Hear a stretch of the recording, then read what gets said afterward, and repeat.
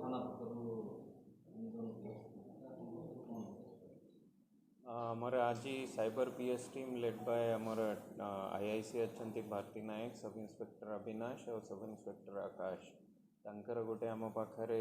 case आसीला कि MBBS admission पाई scam होती ठका होती गवर्नमेंट मेडिकल कॉलेज रे एडमिशन कराई देबो बोली कहीके 16टा लक्षर ठका होता तो से इनफॉरमेशन बेसिस रे आमर टीम सांगे सांगे ठारो डिटेल्स नहीं कि भुवनेश्वर प्रोसीड करितिला सेठी से माने जानिले कि 8 लोक मिसैके गोटे कलिंगा एकेडमी नार गोटे एकेडमी फेक एकेडमी खोली के सेठुरी एमती गवर्नमेंट मेडिकल कॉलेजेस रे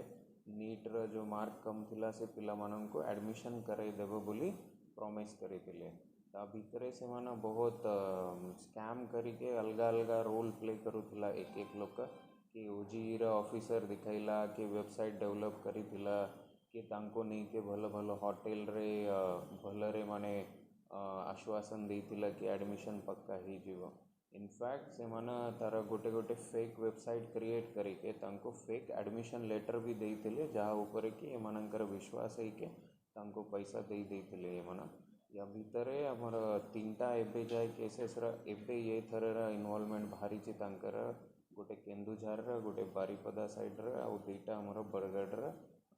आउरी किसी आगु भी ये माना बहुत सारा प्राइवेट मेडिकल कॉलेजेस आ भल जो रेपुटेड इंस्टीट्यूशंस रे एडमिशन कराई देबो बोली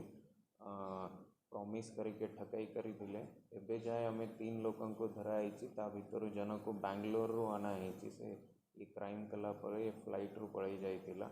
जन को आमे भुवनेश्वर आनाइछु थर्ड पर्सन को फुलबानी रो आना आइछि अन्य मान भी जो अच्छंती तांके भी आम ट्रैक रे अच्छंती एटा मु अवधि ये करके समस्त पेरेंट्स मान को एटा कहबा को चाहिए कि अपन मान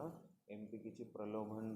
बड़ी पड़ंतु नहीं अपन पाल्यांकर जो किसी डाउट लगिला ऑफिशियल जो आमर गवर्नमेंट कॉलेजेस आ सेठी जाइके एटा डाउट क्लियर कराई नियंतु एमती कोठी भी को गवर्नमेंट कॉलेज ए टाइप रो एडमिशन मिले नहीं आपनकर जोठी भी एमती अप्रोच करूछंती तांकर डिटेल्स हमर 1930 जो हेल्पलाइन अच्छी